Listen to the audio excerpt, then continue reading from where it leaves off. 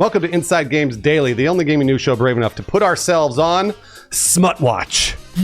Oh man, if we can come up with like a cool logo. That's right, Bruce, it's the Censor Apocalypse, video games under siege. And I'm gonna be honest, today's headline probably doesn't seem like a big deal, but it could also be. It's certainly in our interest to talk it up, but I don't know. I see worrying trends because we've seen all this shit before, and that's what's so frustrating. The only word I can think of, Lawrence, is harbinger. Harbinger. It's going to be a harbinger of something to come. Recent adult game delistings on Steam and itch.io as a result of pressure from shadowy payment processing companies have raised concerns around if or when the issue of video game censorship would spread to other games or platforms. Yeah, and it seems like the answer is now, which is really all told the most alarming thing about this, that other retailers are also feeling the squeeze. But some big name franchises were named in the melee of all this. Grand Theft Auto, Saints Row, and Duke Nukem. Don't hear that name much these days, but yeah. All those franchises were named by online game retailer Zoom Platform as being, quote, potentially at risk of being delisted as a result of pressure from payment processors. So Zoom Platform is not the video conferencing software. It's something else. It's an online game. Number one. Yeah. It's an online game store that offers a collection of DRM-free titles. So in a post published on August 2nd, Zoom Platform relates that they too have been feeling the squeeze from payment processors. Yeah, the post reads, quote, one of our payment processors made us aware that a, quote, fellow member of the industry, unquote, was concerned about our content. I don't remember. Yeah. Following discussions with PayPal and Stripe, Zoom Platform added two-factor authentication to safeguard accounts and a wallet system wherein customers can load up a wallet with funds to then spend on whatever games they like. Sounds great, yeah. The post concludes, we have no plans to remove any titles and will do absolutely everything in our power to prevent such delistings. We are fervent supporters of artistic freedom and always will be. Zoom Platform. Zoom Platform provided a follow-up comment to Gaming on Linux. A spokesperson said they expect the situation to expand, and that in their discussions with payment processors, larger franchises like Grand Theft Auto, Duke Nukem, and Saints Row were described as potentially at risk. Okay, so the wording there is a little strange. These games maybe aren't in the crosshairs exactly right now, but in their conversations with payment processors, it sounds like these are the franchises that came up as the kinds of games that may soon be targeted or talked about. Which, you know, on one hand, it maybe sounds like it's a few steps away from something that needs to be worried about right now. But on the other hand, it shouldn't even be, like, it should all be settled. We should be past all this already. It's true. Notably, it doesn't look like Zoom Platform sells Grand Theft Auto or Saints Row games, though they do have Duke Nukem 3D. The very tawdry Duke Nukem 3D, gosh. They do actually offer adult games, though, in a cursory scan of their library. But, you know, just based on a tasteful and casual graze of the cover arts, they don't really seem as violent or incesty as the games that were targeted in Steam's delistings or the ones that were called out as being problematic on itch.io. Yeah, they're a wholesome family fun, like Futanari de Fungi, a lewd waitressing game bringing in extra flavor with interactive sauce pouring sections and light visual novel elements. I love my light visual novel with sauce pouring, whatever. That game actually looked kind of fun. Anyway, I have to admit, when I hear that list of games, it sounds like somebody that hasn't really checked in with like spicy video games in about 15 years, which sounds like somebody that might work for a payment processor who's reading a list of games that they got from a lobbying group that's still kind of stuck on the last time that anyone was worried about censoring video games. So on one hand, it sounds kind of quaintly outdated, but that's exactly the problem, is people with no understanding of the situation getting worked up into a fury about it, and then either being the people that make policy or being the only people talking to the people that make policy.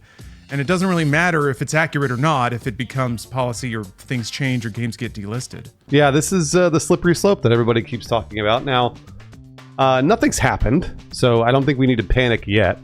Plus, Zoom Platform is a thing that no one's ever heard of. So, and maybe even Zoom Platform is using this as a way to drive views for their platform. Because, I mean, I'd never heard of it until this news story. So, So that might be something that they're like, well, we got hit by a whatever they said, an industry partner, and now we can talk about this because it's in the zeitgeist right now, or the news stories. So I do believe that it did happen. I think Lawrence is correct. I think it does sound like some 75-year-old man who hadn't looked at video games in a really long time was like, Saints Row, Duke Nukem. Like, what the fuck are you talking about? Duke Nukem?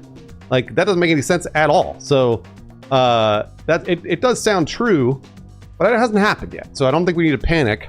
I can tell you that if GTA 6 or whatever, or even 5 gets delisted from like a Steam, something like that, then there's going to be a massive uproar. But I don't think that'll ever happen.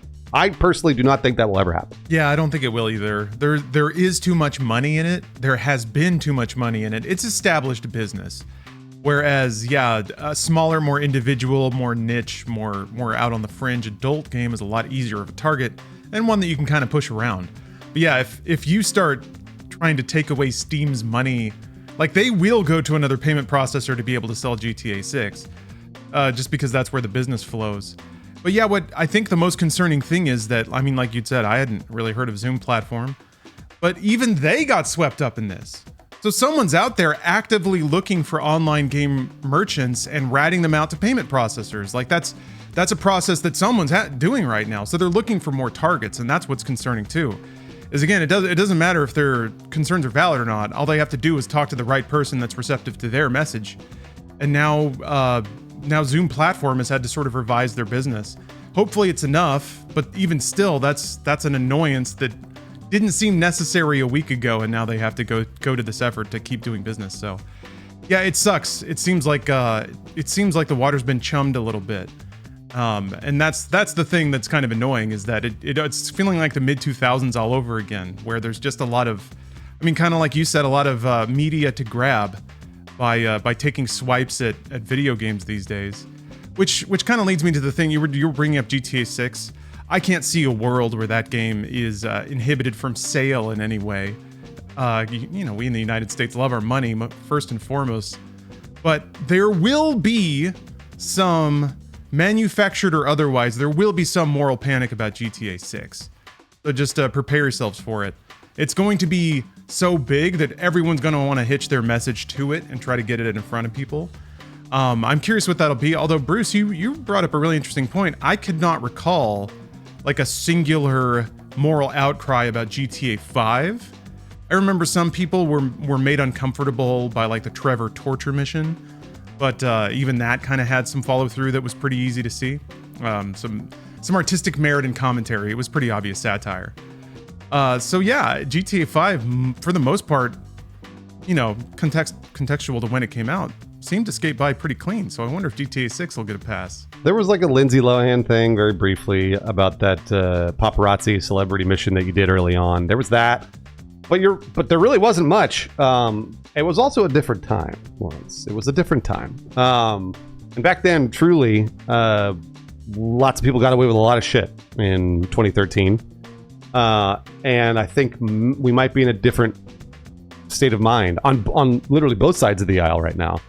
So it's kind of interesting. I'll be very curious to see what happens with GTA 6, because I think GTA 5 sort of skated by, and I don't think GTA 6 is going to skate by, especially with all of this other Steam and itch.io payment processor shit. Like all that other stuff is, I think if this is really happening to Zoom Platform, what it sounds like these like collective shout groups are going after the smaller vendors before they tackle the big ones.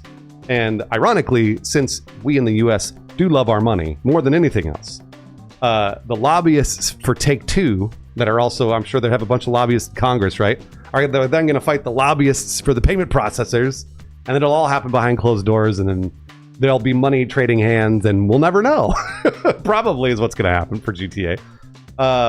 But yeah, there's no way GTA 6 gets delisted literally anywhere. And it is fun to think about, though. There's a good movie there of trying to squeeze. I guess they made the Tetris movie that's basically about that, of trying to get publishing rights and all that. So yeah, I also think in kind of thinking about how times are different now compared to when GTA 5 came out, the social media complex is a bit more well-formed these days, in that there's active capital behind saying something ludicrous and loud and incendiary enough. Like, just getting people's attention is a currency these days in a much more formed up way than it was back in 2013. So I think there's more incentive to find a message that arrests people's attention, even if it is wholly disingenuous. Yeah, you're right, and it's a kind of a nightmare out there.